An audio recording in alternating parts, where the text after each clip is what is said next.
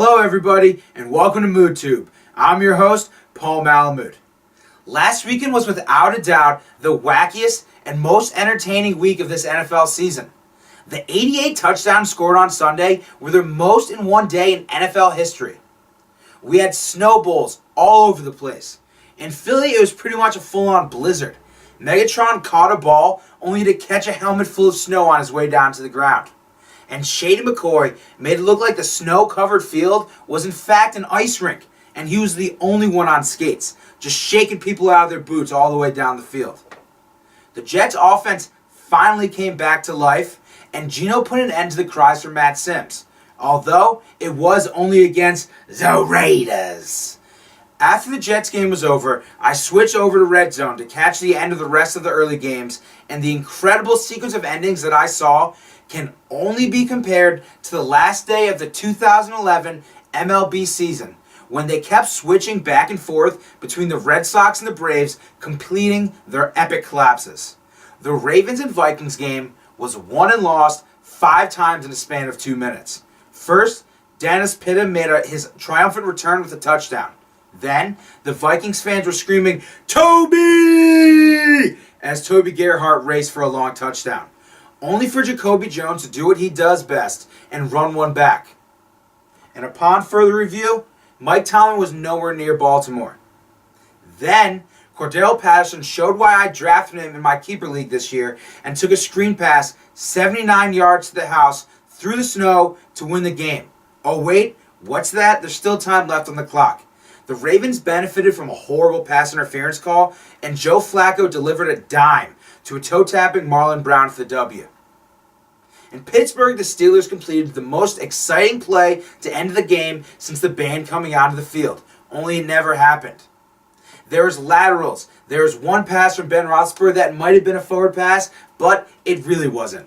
And then Antonio Brown got the ball and raced down the sideline into the end zone. It looked like the game was over and insanity was about to ensue. But oh no, he stepped out of bounds around the 5 or 6 yard line. And he had no reason to. He had perfect amount of space. It would have been incredible. But he stepped out of bounds and the Steelers lost. Then we went to Foxborough, where the Browns were 2.5 minutes away from completing a 12-point victory over the Patriots. Enter Tom Brady, and him doing what he does best. Brady led a masterful 95-yard drive in only 98 seconds to pull within 5. Then, thanks to an idiotic unnecessary roughness penalty on the touchdown, the Patriots only had to kick off from the 50. Here comes the onside kick. Miraculously, the Patriots recovered it, although it's debatable whether or not Gostkowski touched it first. But now Brady only has to go 40 yards in 61 seconds. The first play from scrimmage was a completed pass for 10 yards. The second pass fell incomplete in the end zone. Oh wait, there's a flag on the field? The Browns were called for pass interference. When they showed the replay, it was clearly obvious that it was an absolutely horrible call. It was good defense by the Browns defender, and that should have by no means been pass interference. But I guess Patriots fans can stop complaining about the no call down in Carolina. On the next play, Brady tossed an easy touchdown to Amendola for the W. Oh wait again. The Browns still have 30 seconds left, and Jason Campbell led the team down the field, and the Browns got into position for a 58-yarder from Billy Cundiff for the win.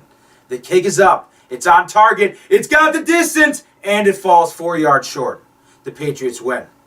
On Monday night, a.k.a. Ditkin night in Chicago, the Bears put on an offensive display of epic proportions, scoring on every drive except for when they needed it at the end of the game.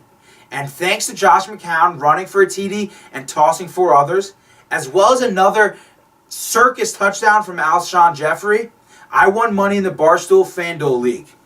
Bucket Hat Nation indeed. And one more word about Coach Ditka. He's got to be the most legendary man in the history of the NFL. He's just been flat out awesome at every stage of his professional career. The dude's a goddamn legend. Phew. Now that I can take a breath, let's move on to a few hot topics that I've got to touch base on. First, Mike Shanahan benching RG3. I'm going to be honest, I think this is a very smart move. The Redskins season is long over, and RG3 clearly has not played like himself all year long. He's not been making the runs. He can't stay in the pocket. And he's just not a pocket passer. They haven't been able to run the offense that they developed for him because he's not fully healthy. He's not himself. So why not sit him down for these last 3 games? And that way, not risk him getting injured further. Because if he tore his ACL and he's out for the entire offseason again, that would be absolutely catastrophic. Because then we'd have a whole nother year of this past year from RG3, and that's just not going to happen. Now for Kirk Cousins. He's a good quarterback. He was great coming out of college, and he proved last year that he's a good backup. So why not give him a chance these last 3 games to see what he can do? And it'll be one of either 2 things if he proves he's good. First off, you have a good quarterback that you know you can trust in case RG3 doesn't work out. And second off, there's so many teams in the NFL that need help at quarterback that if he showcases he's really good, the Redskins can then turn around and trade him for a few draft picks that they so sorely need. So, smart move. And also, from another standpoint, if Shanahan is doing this purely because he wants to get fired and still be able to keep the $7.5 million owed to him next year, then that's a genius plan. Because I'm going to say something, I for sure would not want to coach a team owned by Dan Snyder. And now, secondly, I've got to talk about the people complaining about the Super Bowl in the snow. You've got to be kidding me. I understand. Oh, every year it's in a nice location where people can go on vacation. That's ridiculous. If you can't have a good time in New York City just because it's cold out and there's a little bit of snow, then I don't even care about your opinion to begin with. We're talking about a football game. You can have a phenomenal time in the city, and then you can base it around the time. There's so many other things that you can do, and then go to the game. It's going to be great. As for the game itself, if it's played in the snow, I would be absolutely thrilled. Snow games are the best kind of football games. I mean, I rarely got to do it, but I used to love playing football in the snow when I was younger. And second off, we saw this past week how incredibly exciting Snow Bowl games are. I mean, they didn't kick once in the Eagles-Lions game. It was absolutely ridiculous. Well, they did kick once, and it was blocked immediately. And it's not like the snow is going to affect one team or the other. Snow doesn't play favorites. The Super Bowl is supposed to be determining the best team in the NFL. And the best team in the NFL should be able to play in any conditions, no excuses. It's not like they've stopped playing the Super Bowl because of rain before. And there's plenty of precedent for the fact that a Super Bowl played in the snow would be one of the most memorable games ever played. In the Patriots' current reign of terror, they've won 3 Super Bowls. They've played in 2 more. And they've won countless other massive games. But what's the one game that people always seem to talk about? The Tuck Rule game, played in the snow. And what's the game that's often referred to as the greatest game ever played? The 1958 NFL Championship between the Giants and the Baltimore Colts in New York. It was in the snow. And it was a phenomenal game. It's still talked about today. As I said, the greatest game ever played. There's books written about it. There's been documentaries done about it.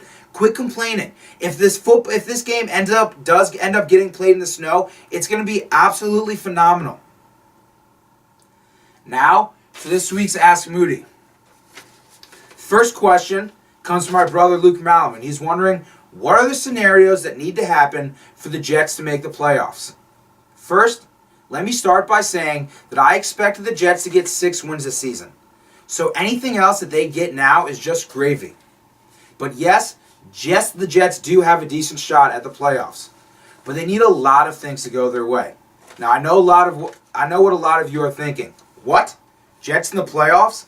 Didn't you just say their season was over last week, Mood? Well, no, I never actually said it was over.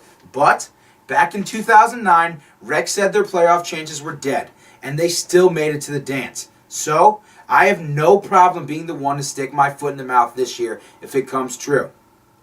The Jets are only 1 game out of the wild card. And they're in competition with the Ravens, Dolphins, and the Chargers. Now, this is what needs to happen. First off, the Jets more than likely need to win out against the Panthers, Browns, and Dolphins. You might think that there's no chance to beat the Panthers, but the facts are the facts. These teams match up great with both teams having good running games and great run defenses. And this could be a potential trap game for the Panthers, with them looking forward to a revenge game next week in Carolina against the Saints. Plus, It's undeniable after what we've seen last week that the Jets' offense is a completely different unit when Jeremy Curley is on the field. As for the outside help Gang Green needs, there is a lot that has to happen, but it's help that they very likely will get. The Ravens, for the Jets in the playoffs, the Ravens need to lose 2 out of their 3 games. Those 3 games at Detroit, home against New England, and at Cincinnati for the finish the season out. I think they lose this week in Detroit, and I think they lose next week against the Bengals. By all means, they could lose against the Patriots at home. The Chargers, they need to lose 1 game between the Broncos, the Raiders, and the Chiefs. I think they're going to lose tonight. By all means, I think they're going to lose against the Chiefs too. In order for the Jets to be able to beat out the Dolphins, all they need to do is beat Miami Week 17 in Miami, and they have the tiebreaker. So when it comes down to it, if the Jets win out, I think they're making the playoffs. Now that is a big if, because they need to beat the Panthers, and they also need to find a way to stop Josh Gordon and the Browns. The Jets also can get in, though, if they go 8-8 and don't win out, but they need more help.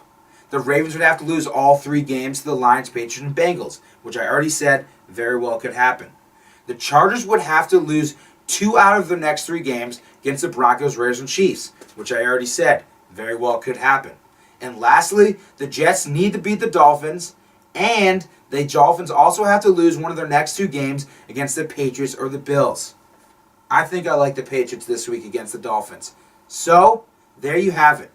The Jets need a lot of help, but this wouldn't be the first time they backed into the playoffs. And yet again, going back to 2009, the Jets lost 3 in a row twice, and yet still made it in. The second question comes from Ronnie Weiss, and is going to be this week's favorable fantasy matchup. As always, this segment is brought to you by GTS Clothing. Now, Ronnie needs help deciding who to play at the flex in the playoffs, and he has to decide between Pierre Thomas against the Rams or Vincent Jackson against the 49ers. I gotta be honest, I'm gonna go with Thomas here. He's had 2 horrible weeks the past 2 games, playing against 2 of the best run defenses in the league in the Seahawks and the Panthers.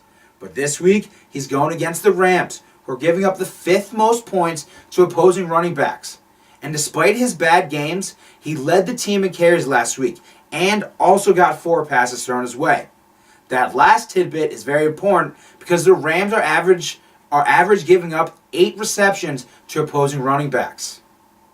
Jackson, on the other hand, has gone at least 60 yards the past 4 weeks, but is very unreliable because he relies so much on the big play. Going against a great 49ers defense that is trying to keep themselves in the lead for the wild card, I just don't think you can trust Jackson. I'm going with Pierre Thomas. Now for this week's Bet Moody. I don't know why in the world I'm putting myself in this position. I guess you can call it my sacrifice to you viewers. But this week's Bet Moody game is against Panthers fan Jarrell Gatterson. Call me crazy, but I'm taking the Jets. Their offense is completely different with Jeremy Curley on the field, and I think the defense is up for the task of stopping Cam Newton. If the Jets lose, however, as the rest of the world expects them to, then I'm going to have to apply icy hot to the place where the sun don't shine and film next week's episode as the pain sets in. Now, any guy who has ever done this by accident or on a dare, you know what I'm talking about when I say sacrifice. I guess I figure the Jets cause me enough mental and emotional pain. Why not add a whole lot of physical pain to it as well? That's it for this week's episode. Thanks for tuning in. You can read my weekly thoughts on my website, moodysports.com. You can also follow me on Twitter at MoodTube or on Facebook and Instagram at Moody Sports. I'll see you all next week. But in the meantime, don't forget to check out the tube because you got to see Mood.